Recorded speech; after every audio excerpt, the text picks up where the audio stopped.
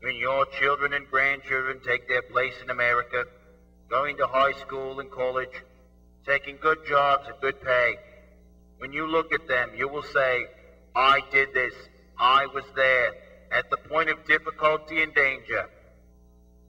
And though you may be old and bent from many years of hard labor, no man will stand taller than you when you say, I marched with Cesar Chavez. Cesar Chavez was one of the greatest and most important activists in the history of America.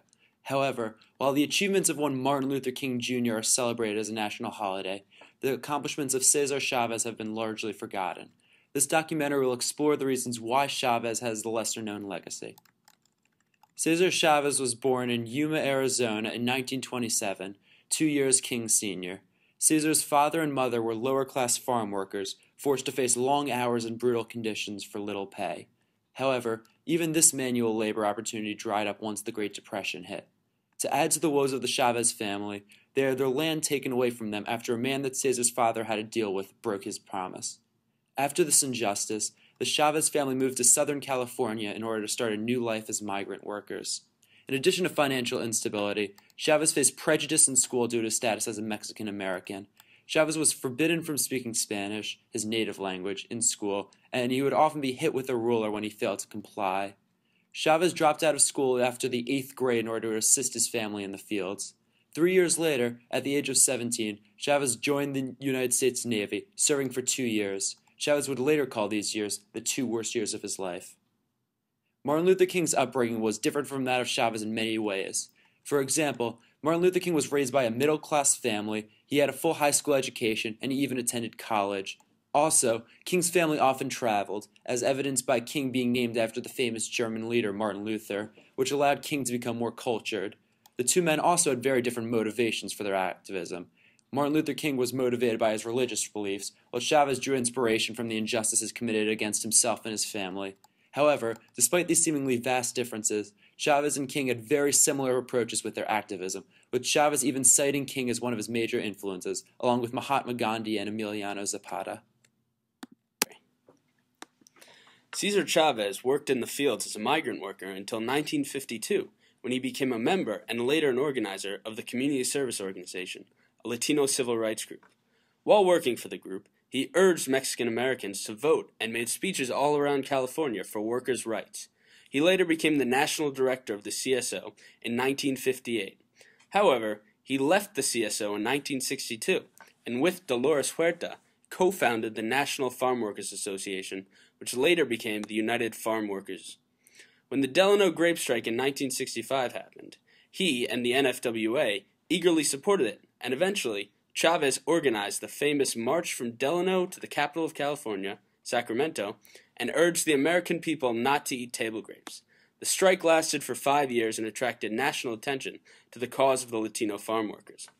When the U.S. Senate Committee on Labor and Public Welfare Subdivision on Migratory Labor held hearings, Robert Kennedy came out in support of the strikers, and that would begin a long friendship between Chavez and Kennedy.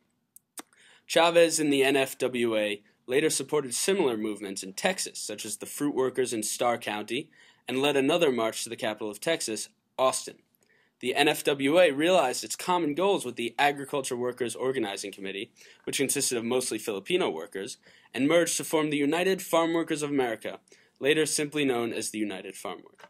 In the 1970s, the UFW protested and fought for higher wages and better rights for grape and lettuce workers, and then they won the passage of the California Agricultural Labor Relations, which gave bargaining rights to farm workers.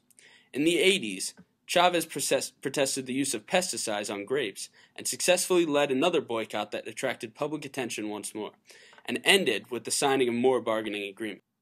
Throughout his activism, he regularly took fasts to support the causes he was fighting for and to promote nonviolence.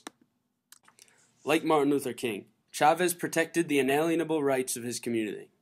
They both protected their people, and without their activism, the Chicano community and the African American community would never have been given the rights that they were denied of by those that oppressed him. If Cesar Chavez had not been who he was, then the status of the Latino community would be very different in today's world. For more than 3 decades, Cesar Chavez led the first successful farm union in American history. He achieved dignity, respect, fair wages, medical coverage, pension benefits, and humane living conditions, as well as countless other rights and protections for hundreds of thousands of farm workers.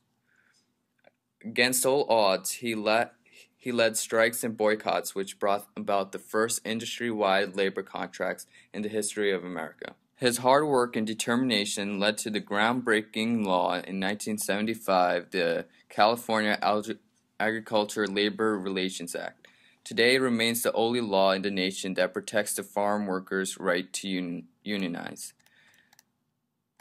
Cesar Chavez's life cannot be remembered in material terms because he never earned more than $6,000 per year. He never owned a house and he had no savings left for his family, but he was a humble leader in addition to being a great humanitarian and communicator who influenced and inspired millions of Americans to seek social justice and civil rights for the poor and disenfranchised in our society.